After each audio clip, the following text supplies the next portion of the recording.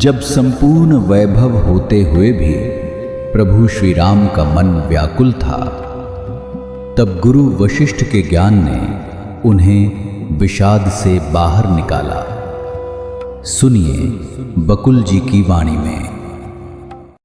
जय श्री राम। स्वागत है। आज 9 मार्च है। कल हमने देखा कि वायरस विषुचिका की कहानी जो बता रहे थे और वो कहाँ कहाँ पे जाके बसती है और उनका भक्ष्य पदार्थ क्या है, कौन है। आज देखते हैं क्या है श्लोक। आपत्तत् हि मनो मोहम पूर्वम अपत् प्रयच्छति पश्चात् अनर्थ विस्तार रूपेण परिजिम्ब्रुते। अर्थ है, जो मन विपत्ति की ओर अग्रसर होता है वह पहले विभ्रम और दुष्टता उत्पन्न करता है और फिर वही दुख और दुर्भाग्य का रूप धारण करते हैं। वशिष्ठ ने कहा, सूचिका के लिए छिपने के अनेक स्थान थे।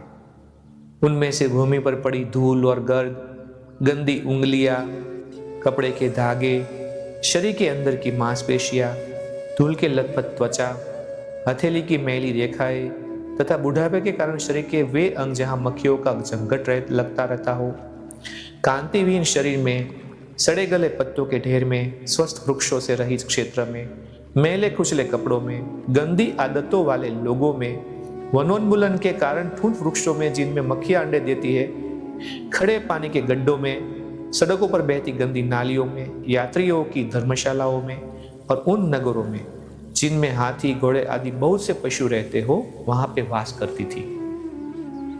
बिना किसी उपसावे या विघ्न बाधा के सूचिका विनाश कार्यों में लगी रहती थी। सूचिका को जीव सूचिका भी कहा जाता था। वह सभी शरीरों में प्राण और अपान की सहायता से जीवन शक्ति के रूप में व्याप्त रहती थी। जीव को गठिये के फलस्वरूप तीव्र पीड़ा और कष्ट देती है और उसका मानसिक संतुलन बिगाड़ देती थी। सुई की तरह पैरों में चुभती थी और खून पीती थी। दुष्ट लोगों की तरह दूसरों को सताती थी और ऐसा करके उन्हीं की तरह वह प्रसन्न होती थी। इस समय तक सायंकाल की छाया अपने पंख फैला चुकी थी। एक दिन और यहीं पे समाप्त हुआ। फिर सभा बर्खास्त हुई और दूसरे दिन वशिष्ठ ने बताया। लंबे समय तक यह क्रम चलता रहा। आखिर करकटी को अपनी भूल जान पड़ी। उसे लोगों का भक्षण करने की अपनी इच्छा पर अफसोस हुआ। क्या इसी के लिए उसने 1000 वर्ष की तपस्या की थी और सुई का क्षुद्र रूप धारण किया था? अतः वह अपने इस स्वकांक्षित दुर्भाग्य पर रुदन करने लगी। हाय, कहाँ मेरी पहाड़ जैसी काया और कहाँ यह सुई सा शरीर। मुझसे भूल हो गई। मेरी बुद्धि गुम हो चुकी है और मेरी इंद्रियां काम नहीं कर रही। जो मन विपत्ति की ओर अग्रसर होता है वह पहले विभ्रम और दुष्टता उत्पन्न करता है और फिर वही दुख और दुर्भाग्य का रूप धारण करता है। मैं कभी स्वतंत्र नहीं हूँ, सदा दूसरों की दया पर निर्भर हूँ। मैं दूसरों के हाथ में खेल रही हूँ और वे जैसा नचाते हैं वैसा मैं नाच रही हूँ। मैं दानवी रूपी इच्छा को संतुष्ट करना चाहती हूँ कि सबको खा जाओ, परंतु परिणाम यह हुआ कि उपचार रोग से भी अधिक भयावह निकला और भी बड़ी राक्षसी ने जन्म ले लिया। निश्चय ही मैं मेरी निरी मूर्ख निकली और अपनी विशाल काया फेंक बैठी और जानबूझकर इस सुई रूपी तुच्छ काया का चुनाव कर बैठी।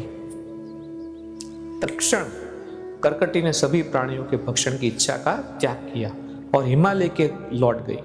फिर वह एक पैर पर खड़ी होकर तपस्या करने लगी। इस तपस्या से उसकी पूरी काया पूर्णतः निर्मल हुई और उसको परम ज्ञान की प्राप्ति हुई। उसकी तपस्या की ऊर्जा से हिमालय जल उठा। स्वर्ग के राजा इंद्र ने राजा ऋषि से करकटी की अपूर्व कथा सुनी। अब स्वर्ग राजा के राजा इंद्र ने नारद ऋषि से करकटी की अपूर्व कथा सुनी। यहां पे हम इस मणि के को विराम देते हैं। देखते हैं आगे क्या होता है। तब तक के लिए जय श्री राम। इस ज्ञान यात्रा में हमारे साथ बने रहने के लिए चैनल को सब्सक्राइब करें और बेल आइकॉन दबाएं।